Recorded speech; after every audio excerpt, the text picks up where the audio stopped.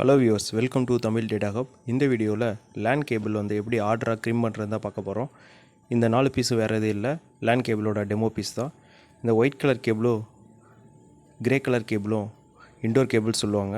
இந்த ஒவ்வொரு கேபிள்லேயும் பார்த்திங்க அப்படின்னா 8 ஒயர்ஸ் இருக்கும், 8 ஒயர் இருக்கும் உள்ள.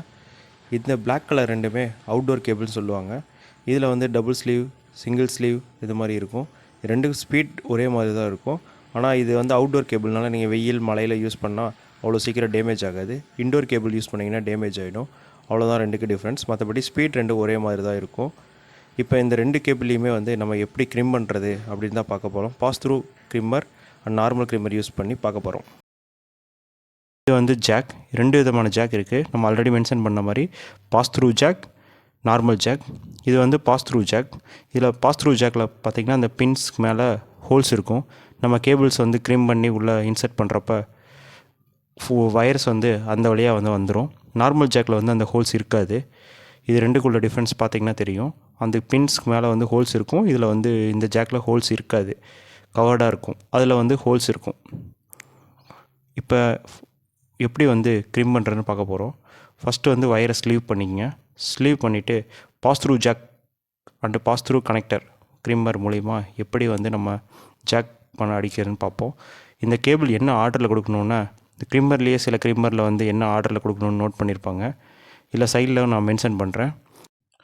First white orange, orange, white green, blue, white blue, green, white brown, brown.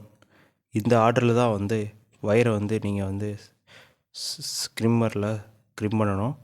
Sometimes சில பேர் மாற்றி ஆர்டரில் கொடுப்பாங்க. அது சில இதில் ஒர்க் ஆகும், சில இதில் ஒர்க் ஆகும். மேக்ஸிமம் ஒர்க் ஆகாது. ஏன் அப்படின்னா இது ஒவ்வொரு கேபிளுக்கும் ஒரு கேரக்டரிஸ்டிக் இருக்குது. அந்த கேரக்டரிஸ்டிக் வழியாக தான் நீங்கள் வந்து அதை யூஸ் பண்ணணும். நீங்கள் அதை மாற்றி யூஸ் பண்ணால் சில பேர் கேட்பாங்க, சேம் கேபிள் தான், 2 சைடு சேம் கேபிள் தான், சேம் கலர்ஸ் கொடுக்கலான்னு. இதில் பார்த்தீங்கன்னா ஒவ்வொரு கலருக்கும், ஒவ்வொரு பின்னுக்கும், ஒவ்வொரு கேபிள், அதில் உள்ள 8 கேபிளுக்கும் அதோட டிஸ்கிரிப்ஷனோட கொடுத்துருப்பாங்க. எப்படி சிக்னல் ட்ரான்ஸ்மிட் பண்ணுது, ஒன்று வந்து ட்ரான்ஸ்மிட் மைனஸ், ப்ளஸ் மைனஸ், அடுத்து ரிசீவ் ப்ளஸ் மைனஸ் எந்தெந்த கேபிள் பண்ணுது, அதேமாதிரி பைடைரெக்ஷனல் ட்ரான்ஸ்மிட் டேட்டா, இது எல்லாமே வந்து எப்படி இருக்குன்னு சொல்லி அதில் கொடுத்துருப்பாங்க. இந்த ஆர்டரில் தான் இருக்கும். அதனால தான் நமக்கு இதே ஆர்டரில் பண்ணால் ஸ்பீடாக இருக்கும், எஃபெக்டிவாக இருக்கும். சில இதில் கனெக்ட் ஆகாது. ஐபி கேமராஸில் மேக்ஸிமம் நிறைய இது ஆர்டர் மாற்றி கொடுத்தீங்கன்னா கனெக்ட் ஆகாது.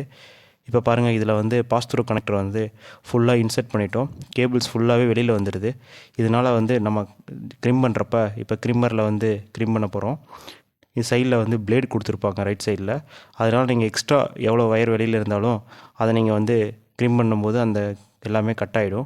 பார்த்தீங்கன்னா உங்களுக்கு வந்து ஃபினிஷிங்காக இருக்கும். அதே மாதிரி எந்த இதுவுமே வந்து நமக்கு வந்து வேஸ்ட் ஆகாது. இப்போ நார்மல் ஜாக்கில் வந்து நம்ம ஜாக் அடிக்கிறப்ப சில இது வந்து பின் வந்து சரியாக கனெக்ட் ஆகாது, நம்மளால் உள்ளே இன்சர்ட் பண்ண முடியாது.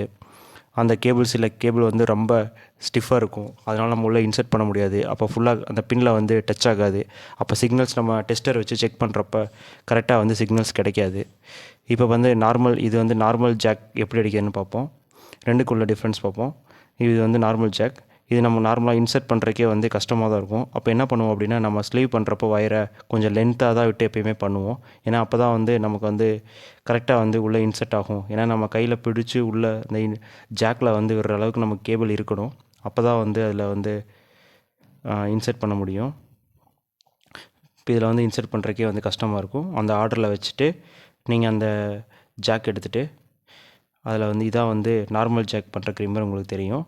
அதில் வந்து பின் வந்து நேராக வந்து இல்லை அப்படின்னா, எல்லா ஒயர்ஸும் வந்து ஈவனாக இல்லைன்னா உள்ளே இன்சர்ட் பண்ணுறது கொஞ்சம் கஷ்டமாக இருக்கும். அதனால் வந்து ஈவனாக கட் பண்ணிக்கணும். கட் பண்ணிவிட்டு அது உள்ளே இன்சர்ட் பண்ணணும். நார்மல் ஜாக்கில் உள்ளே இன்சர்ட் பண்ணிவிட்டு நம்ம நார்மல் க்ரிம்மர் பழைய க்ரிம்மரை வச்சு க்ரிம் பண்ணிடலாம்.